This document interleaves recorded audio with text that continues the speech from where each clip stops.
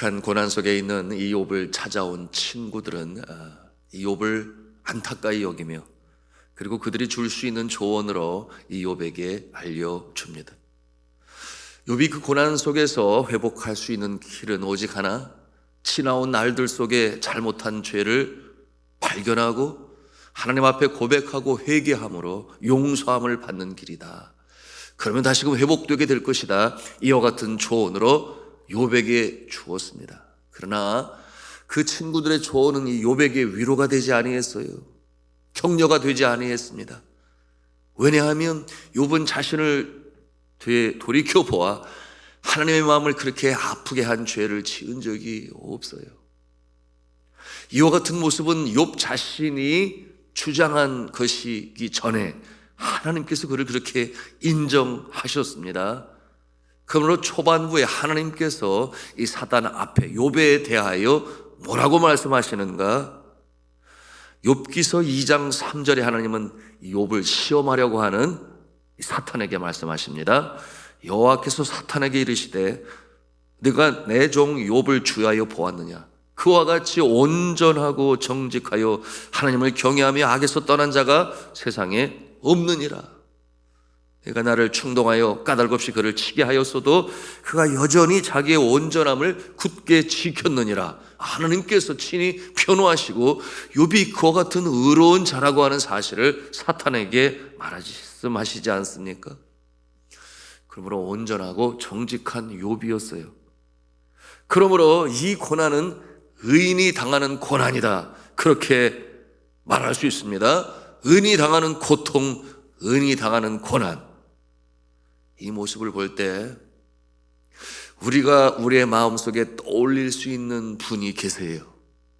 이 세상에 친히 육신의 몸을 입고 강림하신 예수 그리스도, 그는 죄가 없으셨습니다. 없으시니 하나도 없어요. 그럼에도 불구하고 그가 고난을 당하셨으니, 여러분, 그의 양손과 발에 대못으로 박히시고 물과 피를 다 쏟으시기까지 그 고난, 고통, 천대, 멸시는 말할 것도 없습니다. 오늘 말씀의 10절부터 11절, 12절, 13절 말씀을 읽을 때 우리가 그 예수 그리스도를 생각하지 않을 수가 없어요. 우리 10절부터 13절까지 말씀 함께 다시 읽도록 하겠습니다. 시작. 무리들은 나를 향하여 입을 크게 벌리며 나를 모욕하여 뺨을 치며 함께 모여 나를 대적하는구나. 하나님이 나를 악인에게 넘기시며 행악자의 손에 던지셨구나. 내가 평안하더니 그가 나를 꺾으시며 내 목을 잡아 나를 부서뜨리시며 나를 세워 관역을 삼으시고 그의 화살들이 사방에서 날아와 사정없이 나를 쏘므로 그는 내 콩팥들을 꿰뚫고 그는 내 쓸개가 땅에 흘러나오게 하시는구나. 여러분, 예수 그리스도의 고난을 생각합니다. 그가 어떠한 죄를 지었나요? 그렇지 않아요. 그럼에도 불구하고 이 죄인들을 용서함으로 구원받게 하시는 일에 이 예수 그리스도를 하나님께서 제물로 내어주신 거예요. 행악자들에게 내어주신 것입니다. 고난 당합니다. 그러므로 이와 같은 모습을 사도 베드로는 베드로전서 2장 24절에 이렇게 말씀을 합니다. 제가 읽습니다. 그는 죄를 범하지 아니하시고 그 입에 거짓도 없으시며 욕을 당하시되 맞대어 욕하지 아니하시고 고난을 당하시되 위협하지 아니하시고 오직 공의로 심판하시는 이에게 부탁하시며 친히 나무에 달려 그 몸으로 우리 죄를 담당하셨으니 이는 우리로 죄에 대하여 죽고 의에 대하여 살게 하려 하심이라. 그가 채찍에 맞음으로 너희는 나음을 얻었나니. 예수 그리스도의 고난을 애매히 당하는 고난이다, 그렇게 설명했습니다. 예수 그리스도의 그 한없으신 사랑과 용서하심 때문에 하나님과 우리 사이에 막힌 이 죄의 담이 헐리게 되었고, 그리고 예수 그리스도의 십자가의 보혈로 우리는 용서함을 받게 되니 구원을 입었습니다. 믿으시면 아멘 하십시오. 의인도 고난을 받을 때가 있습니다. 그러므로 사도 베드로는 주 예수 그리스도를 따르는 그의 제자들에게 뭐라고 말씀하시는가? 부당하게 고난을 받아도 하나님을 생각함으로 슬픔을 참으면 이는 아름다우나. 베드로 전서 2장 19절에 그렇게 말씀했습니다. 하나님을 생각함으로 슬픔을 참으면 아름답다 그랬어요. 왜 하나님께서 어떠한 슬픔과 아픔이 있으셨을까요? 하나님이 슬픔과 아픔이 있으셨을까요? 그렇습니다.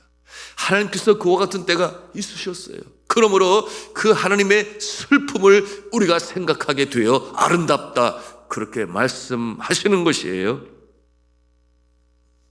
여러분, 하나님은 사랑이시기 때문에 이처럼 죄로 인하여 사망에 쏘는 것으로 죽어가는 인생을 보시며 마음이 아프셨어요.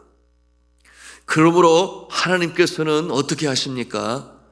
사망에 쏘는 것을 이겨 영원한 생명을 얻게 하게 하시려고 그의 아들 독생자 예수 그리스도, 성자 예수 그리스도를 제물로 내어주셨습니다. 십자가에서 죄인으로 못 박게 하신 것입니다. 그의 아들이 십자가에서 고통을 당하실 때 하나님의 마음이 어떠하셨을까요? 우리가 상상해 볼 수 있어야 돼요. 직접 나타나셔서 예수님의 십자가에 못 박아 다는 이 로마 병정들을 향하여, 또는 그 뒷 배경에는 예수 그리스도를 죽이려고 하는 이 바리새파 사람들, 서기관 사람들, 그런가 하면은 제사장들, 그들을 향하여 하나님께서 진노하셔서 그들을 심판하시고 멸하셔야 하겠습니까? 상상해 보세요. 여러분의 자녀를 누군가의 죄를 용서하기 위하여 대신 죽이려고 할 때 여러분의 마음이 어떻겠냐, 그 말이에요. 하나님의 마음이 어떠하셨을까요? 그 같은 상황에서 물론 그 로마 병정들과 서기관, 바리새인들, 대제사장과 제사장들을 심판하시고 멸하시고 구원하실 수 있어요. 그럼에도 불구하고 하나님은 그렇게 하시지 아니하셨으니 왜 그런 줄 아시잖아요. 저와 여러분의 죄를 용서하시기 위하여 예수 그리스도를 십자가에 이 제물로 삼으시기 위하여 그 마음 아프심에도 불구하고 슬프심에도 불구하고 그렇게 내어주셨으니 그 사랑, 그 은혜, 그러므로 우리가 주님 앞에 나와 감사하며 예배하는 것 아니겠습니까? 그 아픈 하나님의 마음을 나타낸 것이 있으니 그 시로 그 마른 하늘이 어두워지기 시작하고 땅이 흔들려 지진이 나고 그리고 비가 쏟아져 내리기 시작했습니다. 그 모습은 곧 하나님의 아픈 마음을 그렇게 간접적으로 자연을 통해서 드러내신 것입니다. 여러분, 한글 개역 성경은 이렇게 표현을 했는데요. 애매히 고난을 받아도 하나님을 생각함으로 슬픔을 참으면 이는 아름다우나. 왜 아름답겠습니까? 하나님의 그 깊은 사랑을 체험할 수 있기 때문에, 그 사랑을, 고난을 더 깊이 이해할 수 있기 때문에, 그래서 아름답다 그렇게 표현한 것입니다. 제가 선교사로 나가기 전에 심영병원에서 원목의 모습으로 2년 동안 섬겼는데요. 아침이면 출근을 했어요. 의사 선생님들 회진하고 나면 그 다음은 제 차례예요. 그래서 어려운 자들, 환자들 위로하고 격려하고 혹 기도 받기를 원하면 기도를 해준 다음에 성경 공부가 시작이 됐어요. 그와 같은 모습으로 섬기게 되었는데요. 간호사들과 금요일이면 성경 공부를 하였고, 또 수요일이면 모든 환우들과 그리고 직원들과 함께 예배를 드렸습니다. 그때 행한 프로젝트가 한 가지 있었는데, 이 환자들이 있는 병실에 십자가를 다는 그 프로젝트를 하게 되었어요. 그런데 어떤 십자가를 다룰까 생각하다가 우리가 십자가를 보면 빈 십자가, 예수님이 달리지 않은, 그러므로 부활을 생각하는 이 십자가의 모습도 있지만, 그러나 그때 달기로 한 십자가는 예수님의 순환상이라고 그러죠. 십자가에 달리신 예수 그리스도, 우리를 위하여 그 고난을, 아픔을, 고통을 겪으신 예수 그리스도의 모습이 있는 그 십자가를 그 병실에 달기로 했어요. 그래서 모든 병실마다 십자가를 달았습니다. 그리고 나서 제가 환우들에게 들었어요. 저 십자가를 보니 제가 위로를 받습니다. 저 십자가의 예수님의 모습을 보니 제가 더 위로를 받습니다. 그와 같은 고백을 하는 것을 들었어요. 왜냐하면 예수 그리스도께서 그 십자가에서 당하는 그 고통을 바라볼 때 그 양손과 발에 대못을 박으시고 물가피를 다 쏟으시기까지 무슨 죄가 있었나요?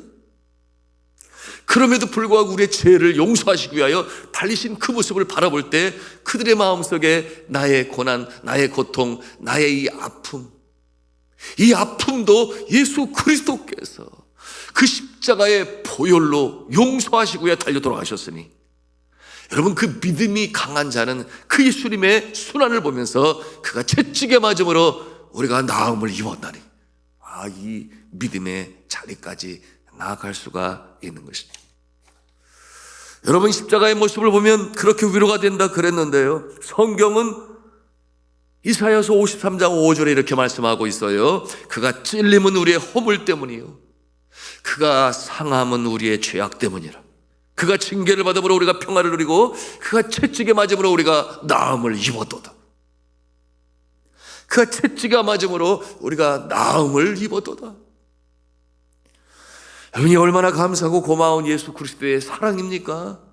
예수 때문에 우리가 고난을 이겨낼 수 있는 것입니다. 아픔과 고통도 이겨낼 수 있는 것입니다. 예수님의 십자가의 보혈의 그 공로를 믿는 자마다 나음을 입는 줄로 믿으시길 바랍니다. 오늘 욥기 16장은 엘리바스와 그의 친구들을 향하여 너희들의 조언이 나에게 위로가 되지 못해, 나를 격려하지 못해, 이와 같은 내용으로 그 친구들에게 섭섭함을 표현하는 내용이 고스란히 담겨 있어요. 함께 1절과 2절 말씀 같이 읽겠습니다. 시작. 욥이 대답하여 이르되 이런 말은 내가 많이 들었나니 너희는 다 재난을 주는 위로자들이구나. 재난을 주는 위로자들. 너의 위로가 나한테는 오히려 재난이 된다, 그런 표현 아니겠습니까? 그러면서 하는 말이, 내가 내 처지에 있다면, 내가 똑같이 너희에게 그런 말을 한다면 너희들이 위로가 되겠느냐, 이와 같은 내용으로 말하고 있습니다. 4절 말씀을 함께 읽겠습니다. 시작. 나도 너희처럼 말할 수 있나니 가령 너희 마음이 내 마음 자리에 있다 하자. 나도 그럴듯한 말로 너희를 치며 너희를 향하여 머리를 흔들 수 있느니라. 거꾸로 한번 생각해 보자, 그 말이에요. 너희가 내 자리에 있을 때 너희를 치는 그런 말로 너희에게 위로한다 할 때 너희들이 과연 위로를 받겠느냐? 이와 같은 내용으로 욥이 그들에게 말하는 거예요. 성도 여러분, 우리가 주의해야 합니다. 어떠한 자가, 특별히 신실한 자가 어려움에 있을 때, 평중에 있을 때, 고통받을 때 마치 내가 하나님과 같이 심판주의 모습으로 그들을 정죄하면, 함부로 정죄하면 안 돼요. 그건 하나님의 역할이라고 말씀을 드렸습니다. 회개하라고 질책하기 전에 먼저 위로해야 합니다. 하나님의 긍휼이 그들에게 임하도록 헤아리고 위로하고, 하나님이 긍휼히 여기실 것이야, 나도 함께 기도할게, 하나님의 그 위로의 역사가 나타나는 그날이 올 수 있도록 함께 기도하자고 위로해야 할 것입니다. 친구에게 위로받지 못하고 고통이 떠나지 않는 그 어려운 상황 가운데서 이 욥이 어떻게 합니까? 오늘 영적 교훈을 우리가 발견하는데, 우리 19절 말씀을 같이 읽겠습니다. 19절입니다. 시작. 지금 나의 증인이 하늘에 계시고 나의 중보자가 높은 데 계시니라. 그가 중보자를 의지해요. 중보자. 그 중보자는 하늘에 계시다 그랬는데, 신약시대에 이제 강림하실 예수 그리스도를 이처럼 그의 입술의 고백을 통해서 이렇게 하나님은 우리에게 미리 가르쳐 주시는 것입니다. 여러분, 예수 그리스도, 이 욥이 중보자를 의지합니다. 소망이 거기밖에 세상 어디도 없어요. 친구를 의지할 수가 없습니다. 그가 또 고백을 해요. 21절 말씀 같이 읽습니다. 시작. 사람과 하나님 사이와 인자와 그 이웃 사이에 중재하시기를 원하노니. 사람과 하나님 사이라고 그랬어요. 하나님과 사람 사이에, 인자와 그 이웃 사이에 중재하시기를 원하노라. 그가 누구시겠습니까? 하나님과 사람 사이에 예수 그리스도십니다. 여러분, 예수 그리스도가 왜 이 땅에 임하셔야 했는지를 이와 같은 고백을 통해서도 우리가 발견하는 것입니다. 예수 그리스도는 하나님과 사람 사이에 중보자가 되시고 중재자가 되셨습니다. 그 사랑으로 인하여, 그 보혈로 인하여 우리는 용서함을 받고 그 예수 그리스도로 말미암아 다시금 위로받고 격려받고 일어나는 존재, 바로 저와 여러분인 것이니, 여러분, 예수 그리스도께서 이 세상의 중재자 중보자로 오셨음을 믿으시기를 바랍니다. 로마 가톨릭의 잘못된 가르침으로 인해서 분개하고 종교 개혁의 기치를 걸었던 인물이 있으니 그 이름이 마르틴 루터예요. 거대한 로마 교황청으로부터 미움을 받게 되었습니다. 그러므로 1517년 10월 31일 이 일로 인하여 마르틴 루터는 큰 어려움을 겪게 돼요. 오늘 욥은 육신에 질고 가진 것을 다 잃어버렸어요. 그런데 이처럼 상황적으로, 환경적으로 생명의 위협 속에 시달리는 그 같은 어려움을 겪게 된 마르틴 루터, 그러므로 로마 교황청으로부터 이 수사의 직분을 박탈당하게 되었고 교황으로부터 파면을 당하게 되었어요. 어디에 가서 위로함을 받겠습니까? 이후로 1521년 4월에 당시 황제 카를 5세, 그런가 하면은 교황에 의해서 보름스 재판이라고 하는데요, 그곳에서 마르틴 루터는 교회의 권위에 불복종하였다는 이유로 정죄당합니다. 죄인이 됩니다. 하나님으로부터 죄인이 된 게 아니라 사람으로부터 죄인으로 정죄당하게 되었어요. 그러므로 어떠한 결론이 내려졌는가? 누군가가 그를 화형시켜 죽여도 좋을 수배자가 되고 말았어요. 그는 바르트부르크 성에 숨어서 1년 가까운 기간 동안 지내야 했는데, 그때 그 불안한 마음을 이기기 위하여 그가 라틴어로 된 성경을 일반인들도 읽을 수 있도록 독일어로 번역을 합니다. 왜냐하면 그때까지 신부들만 성경을 보고 읽고 일반인들은 보지 못하게 했어요.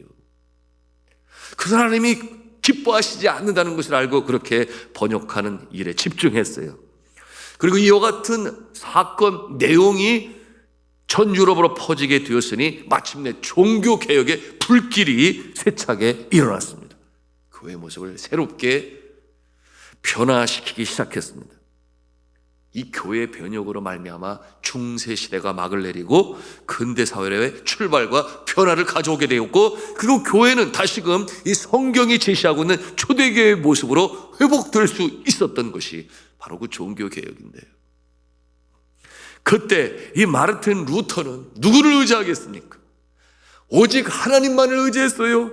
예수 그리스도를 의지했으니 찬송으로 지어 부른 찬송이 있는데요, 여러분 아시는 찬송입니다. 내 주는 강한 성이요 방패와 병기 되시니 큰 환난에서 우리를 구하여 내시리로다. 이 찬송을 지어서 그는 불렀습니다. 그는 중보자이신 예수 그리스도를 의지하였습니다. 그러므로 살아날 수 있었고, 그처럼 종교개혁을 이루는 일에 그야말로 혁격한 공헌을 한 주의 인물이여 하늘의 사람이 될 수 있었던 것입니다. 성도 여러분, 우리가 고난 중에 있을 때에 우리의 중보자이신 예수 그리스도가 있으심을 믿으시길 바랍니다. 우리가 의지할 뿐 사람이 아니요 예수 그리스도가 우리의 중보자가 되시니, 환난 중에 세상 사람들이 나를 이해하지 못한다 할지라도 주님이 하시니 오늘 욥과 같이 예수 그리스도를 의지함으로 마침내 승리하시는 저와 여러분 되시기를 주님의 이름으로 축복합니다. 그리고 오늘 한 가지 더 볼 수 있는 부분은 이 욥의 마지막 고백이 우리의 마음을 너무나 아프게 하는데요, 16장 22절 말씀 우리 함께 보도록 하겠습니다. 같이 읽습니다. 시작. 수년이 지나면 나는 돌아오지 못할 길로 갈 것임이니라. 여러분, 이게 무슨 고백이에요? 자금의 상황이 너무나 힘들고 아프니까 많은 경우 그렇지 않아요? 그와 같은 상황에 있으면 이 고통이 영원히 지속될 것처럼 그렇게 착각 속에 빠지는 이 인생이 때때로 우리의 모습일 수 있다 그 말이에요. 그러나 정작 이 고통은 1년째 가지를 못했어요. 하나님께서 이욥을 다시금 회복시키시는데 정작 욥은 내가 이제 영원히 죽을 거다, 이와 같은 절망 가운데 있다 그 말이에요. 여러분은 어떠한 절망 가운데서도 이렇게 중보자여 중재자가신 예수 그리스도의 십자가의 보혈을 우리가 믿고 의지한다면 마침내 고난의 때가 지나갈 거야, 그 소망을 붙잡고 나는 나가야 돼. 이 모습으로 소망 중에 인내하시고 정진해 나가시는, 그런 마침내 기쁨의 때요, 간증의 때요, 하나님의 영광을 체험하시는 저와 여러분 모두가 다 되시기를 저는 주 예수 그리스도 이름으로 축원합니다.